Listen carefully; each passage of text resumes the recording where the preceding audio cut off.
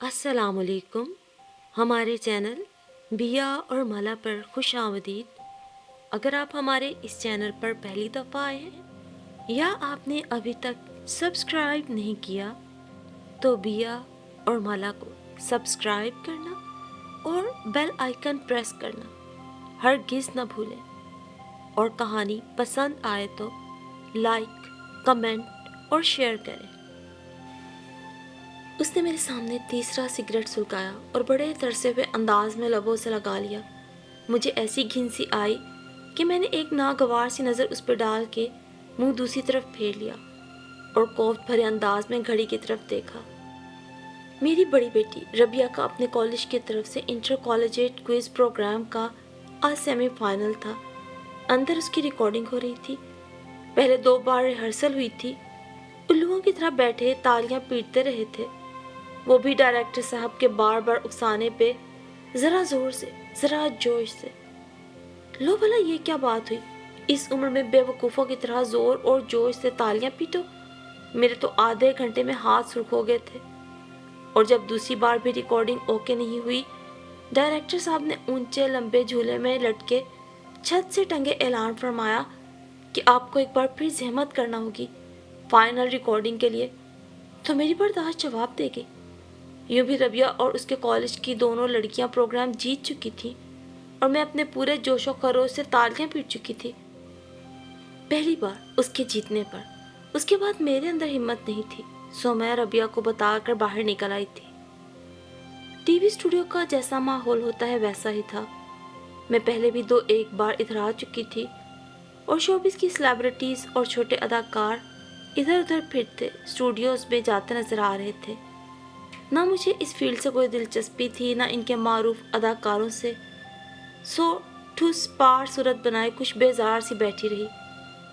یہ عورت تھوڑی دیر پہلے اپنے ہی جیسے 2 ساتھیوں کے ساتھ آ کر بیٹھی تھی. تیز میک اپ کے ساتھ اس نے تیز ہی رنگوں کا بڑا فضول سا ڈریس پہن رکھا تھا. کچھ ایسا ہی گیٹ اپ اس کے دونوں ساتھیوں کا بھی تھا.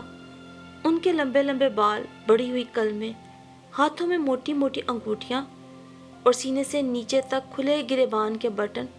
ان کا طبقہ، ان کی کلاس، سب شوق کر رہے تھے.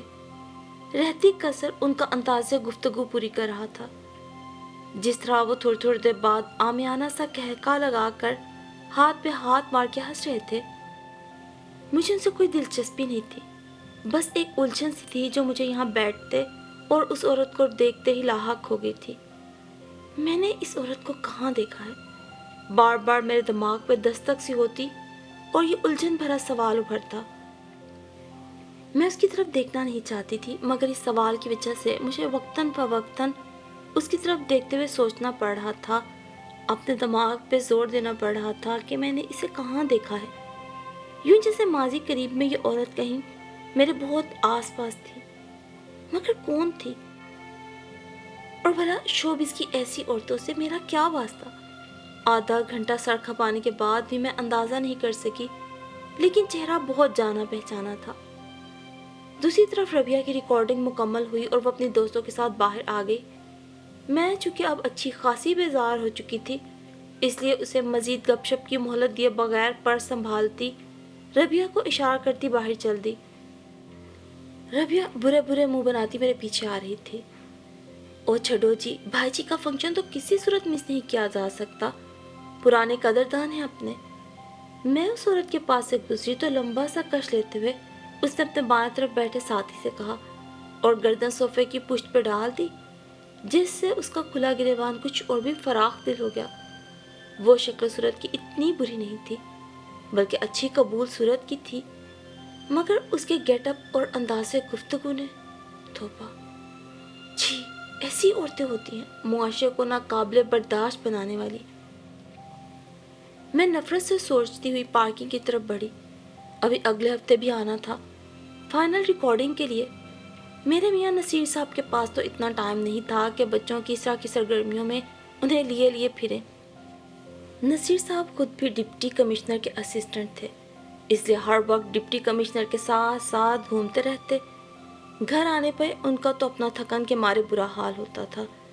اس لیے جب سے بچیوں کے بڑے ہونے کے بعد میں نے ڈرائیونگ سیکھی تھی تو یہ تمام ذمہ داریاں میرے ہی سپرد آن پڑی تھیں۔ نصیر صاحب کا رشتہ بھی میرے ابا کا کسی دوست کے توسط سے ہی آیا تھا۔ ان دنوں میں نے خود ابھی BA فائنل کے امتحانات دیے تھے۔ یوں آنن فانن رشتہ طے ہوا اور شادی ہو گئی۔ تب سے آج تک تو سر اٹھانے کی بھی فرصت نہیں ملی تھی۔ شادی کے بعد سسرال کی ذمہ داریاں، 3 نندیں تھیں جو میری شادی کے بعد بیاہی گئیں۔ میں بڑی بھابھی کے طور پہ گئی تھی۔ 2 دیور، 3 نندیں، ہر ذمہ داری کو باحسن نبھایا۔ شادی کے 3 سال بعد بڑی منتوں مرادوں کے بعد ربیہ اس دنیا میں آئی تو جیسے میرے پاؤں اپنے گھر میں مضبوط ہوئے۔ اور پھر ربیہ کے سال بھر بعد ہی رمشا آ گئی۔ رمشا کے بعد ولید اور ربی، یوں 2 بیٹیاں اور 2 بیٹے۔ بڑی آئیڈیل سی فیملی تھی ہماری۔ نصیر صاحب چونکہ سب بہن بھائیوں میں پڑے تھے، اس لیے بہن بھائیوں کی پڑھائی اور شادیوں تک کی تمام ذمہ داریوں میں اپنے والد کے شانہ بشانہ کھڑے رہے۔ ابھی 4 سال ہی ہوئے تھے ہمیں اپنا 10 منزلہ یہ گھر بنائے۔ نصیر نے ایک بڑی اچھی ہاؤسنگ سوسائٹی میں ہمیں یہ گھر بنا کے دیا تھا۔ 4 بچوں کی تعلیم و تربیت اور 4 کی اچھی سکولنگ کے ساتھ ساتھ ایک بھرے پورے کنبے کی بھی ذمہ داریاں۔ ایسے میں ایسا عالی شان گھر بنانا اتنا آسان بھی نہ تھا۔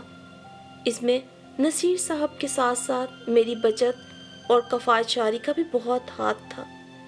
مجھے یاد ہے جب ہم نے گھر بنایا تھا تو میرے ساس سسر دونوں حیات تھے۔ پھر جیسے دونوں ایک دم ہی اللہ کو پیارے ہو گئے تو گھر سونا سونا ہو گیا۔ اور پھر گزرتے وقت کے ساتھ ان کی کمی کا احساس بھی ختم ہوتا گیا۔ بچے بڑے ہوتے گئے، ذمہ داریاں بڑھتی گئیں اور زندگی نئے سے نئے ڈگر پہ چل پڑی۔ اب کل ملا کے ہم 6 افراد اور ہمارا یہ چھوٹا سا گھر ہماری جنت ہے۔ اور پھر ربیہ کو واپس گھر لاتے ہوئے راستہ بھر بھی میں اسی عورت کو یاد کرنے کی کوشش کرتی رہی کہ آخر میں نے اسے کہاں دیکھا ہے، مگر پھر گھر آ کے بھول گئی۔ کل پھر ربیہ کی ریکارڈنگ کے سلسلے میں TV اسٹیشن جانا تھا۔ میں نے ربیہ کا یونیفارم اور اپنے کپڑے پریس کر کے رکھ دیے۔ لائٹ کا بھی کچھ پتہ نہیں، وقت بے وقت چلی جاتی ہے۔ مشی بیٹی 1 کپ چائے تو بنا دو۔ میں سب کاموں سے تھک ہار کر TV کے آگے بیٹھی تو بڑے منت والے انداز میں TV میں مگن مشی سے کہا۔ وہ مسکراتے ہوئے میرا منہ چوم کر ریموٹ کنٹرول میرے حوالے کرتے ہوئے بخوشی چائے بنانے چل دی۔ ربیہ تو اپنے فائنل کی تیاری کے لیے صبح سے کمرے میں گھسی پڑی تھی۔ ولید اور ربی اکیڈمی سے آنے والے تھے۔ یہ آدھا گھنٹہ فراغت کا تھا، سو میں چینلز گھماتے ہوئے یوں ہی ٹائم پاس کرنے لگی تھی۔ چھن کی آواز آئی تھی اور میرا پارا چڑھ گیا۔ کیا توڑ ڈالا؟ یہ مشی، اس کے ہاتھوں میں تو سوراخ ہے، مجال ہے جو ایک برتن بھی ڈھنگ سے پکڑے۔ جب کچن میں جائے کچھ نہ کچھ ٹوٹنے کی آواز اس کے پیچھے ضرور آتی ہے۔ سوری ماما، گلاس ٹوٹا ہے پر پرانے والا ہے۔ مجھے معلوم تھا وہ جھوٹ بول رہی ہے، مگر ایک چھن سی اس ٹوٹنے کی آواز کے ساتھ میرے دماغ میں بھی ہوئی تھی۔ مجھے یاد آ گیا تھا میں نے اس عورت کو کہاں دیکھا تھا۔ مشی شرمندہ سی چائے لے آئی تو میرا دھیان قطعاً اس کی طرف نہیں تھا۔ اب مجھے واقعی بے چینی ہونے لگی تھی۔ صبح کا شدت سے انتظار تھا۔ وہ وہی تھی، بالکل وہی، میرا دل گواہی دے رہا تھا اور دماغ یقین کی مہر ثبت کر رہا تھا۔ چائے کے گھونٹ بھرتے ہوئے بھی میں اسے ہی سوچے جا رہی تھی، آخر وہ یہاں تک کیسے پہنچ گئی؟ اس کا جواب تو اب وہی دے سکتی تھی۔ اللہ کرے میری اس سے ملاقات ہو جائے۔ اگلے روز میں تو ربیہ سے بھی زیادہ بے چینی سے اور جلدی تیار ہو گئی تھی۔ اس کے ساتھ پروگرام میں آڈیشن کی نشستوں کی پہلی رو میں بیٹھی تو میرا دھیان باہر کی طرف تھا۔ میں فوراً اٹھ کے باہر جاؤں اور آدھا دماغ ربیہ کے فائنل میں اٹکا ہوا تھا، اس کا ڈرا ڈرا کنفیوز چہرہ مجھے ایک محبت کرنے والی ماں کی طرح اس کی طرف مکمل دھیان کرنے اور پورے دل سے اس کی کامیابی کے لیے دعا کرنے کو کہہ رہا تھا۔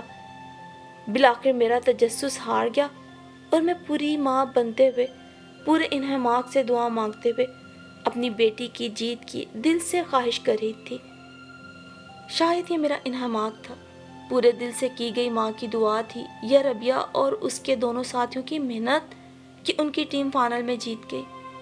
شور، تالیوں کی گونج میں ان تینوں نوخیز لڑکیوں کی فتح کی خوشی سے تمتماتے چہرے کتنے خوبصورت لگ رہے تھے کہ ہال میں جلتی ڈھیر ساری لائٹیں ان کی چمک کے سامنے ماند لگ رہی تھیں۔ پرائز ڈسٹریبیوشن اور ٹرافی کے لیے 15 منٹ کا بریک دیا گیا۔ اس دوران بچوں کو ریفریشمنٹ دیا گیا اور میرا تجسس مجھے باہر کھینچ لایا، اور پھر 15 منٹ بے چینی سے ادھر ادھر گھومنے کے باوجود وہ مجھے کہیں نظر نہیں آئی۔ میں مایوس سی اپنی بیٹی کی تقریب میں لوٹ آئی۔ ان تینوں کو 50,000 ہزار کا چیک، گفٹ پرائز اور ٹرافی دی گئی تھی، اور جب سٹیج پر ان دونوں بچیوں کے پیرنٹس کے ساتھ ساتھ میں بھی تصویر اتروانے گئی تو مجھے نصیر کی کمی شدت سے محسوس ہوئی۔ صبح کتنا کہا تھا میں نے کہ ٹائم نکال کر 11 بجے آ جائیں، مگر ان کی وہی مصروفیات کا بہانہ۔ تم جو جا رہی ہو، اب میں کیا بچوں کی طرح ساتھ چل پڑوں؟ ربیہ ماشاءاللہ بڑی ہو گئی ہے، سو تم یہ نہیں کہہ سکتی کہ وہ فیل کرے گی یا میری کمی محسوس کرے گی۔ نو شی از گرون اپ، اسے احساس ہے اس کا باپ ایک بڑی حساس ذمہ داری پہ بیٹھا ہوا ہے۔ وہ کہہ کے چلے گئے، اور میں ربیہ کی اتری شکل دیکھ کر انہیں یہ بھی نہ کہہ سکی کہ بڑے ہونے کے بعد بچے فیل کرنا چھوڑ نہیں دیتے ہیں۔ ربیہ خوش تھی اور میں اس کو خوش دیکھ کر خوش تھی، اور اپنے لال ہوتے ہوئے ہاتھوں کی سنسناہٹ کی پرواہ کیے بغیر انہیں ٹرافی ملتے دیکھ کر تالیاں پیٹے جا رہی تھی۔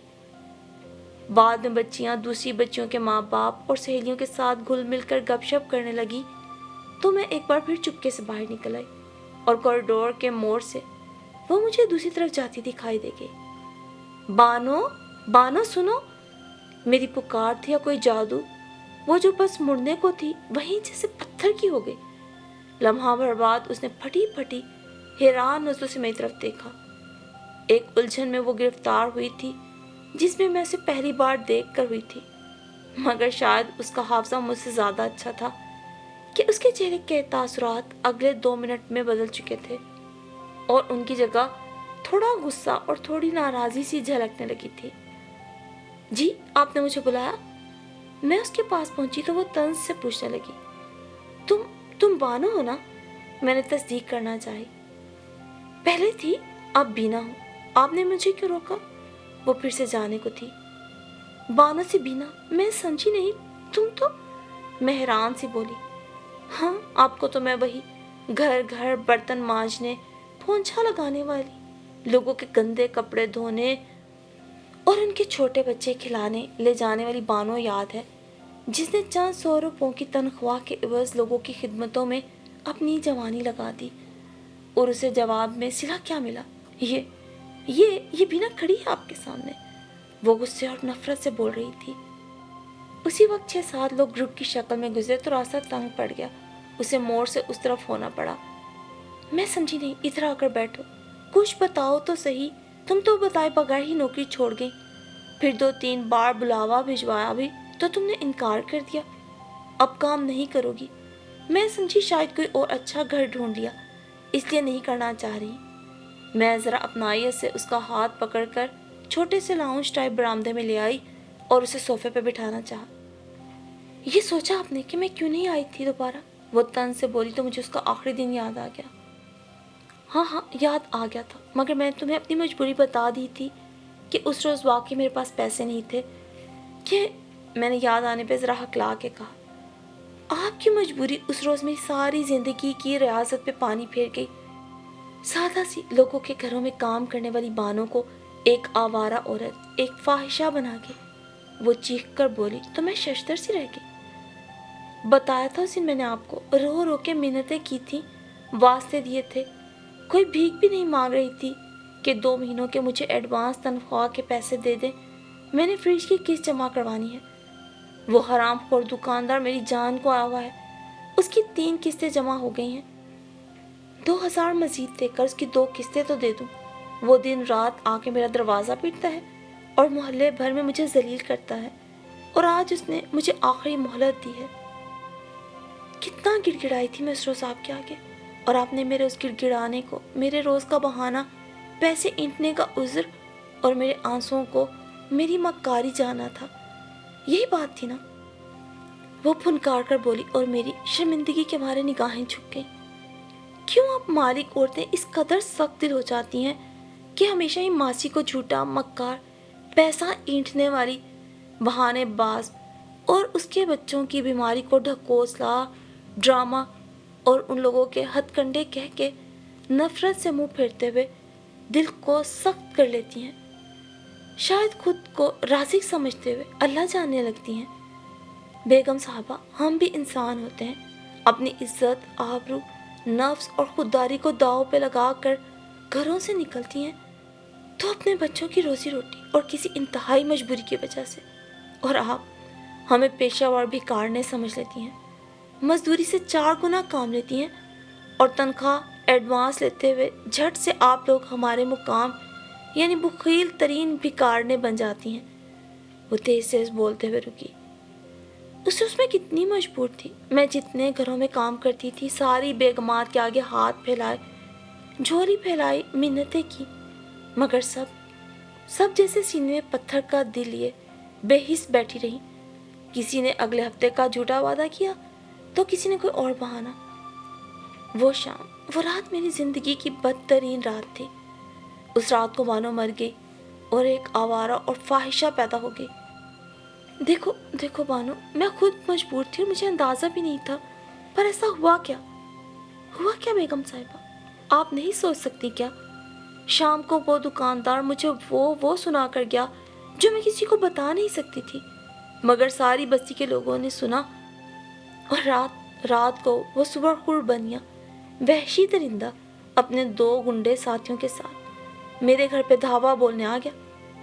मेरी चीखें, मेरे बच्चों की चीखें, वावेले, वास्ते सब ने सुने और कानों में सीसा उंडेल लिया।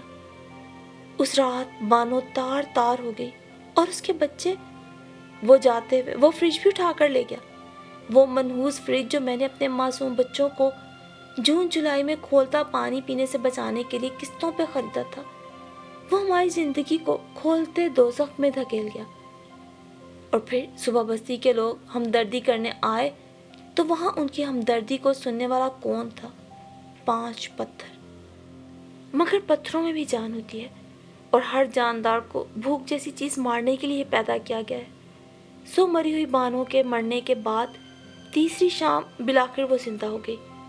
अब सारे इलाके के लोग मुझसे हमदर्दी करते थे, मगर मेरा जिक्र अब एक आबरूमंद गैरतमंद माँ की तरह नहीं होता था, बल्कि एक आबरू फाख्ता लुटी हुई बुरी औरत के तस्वुर के साथ।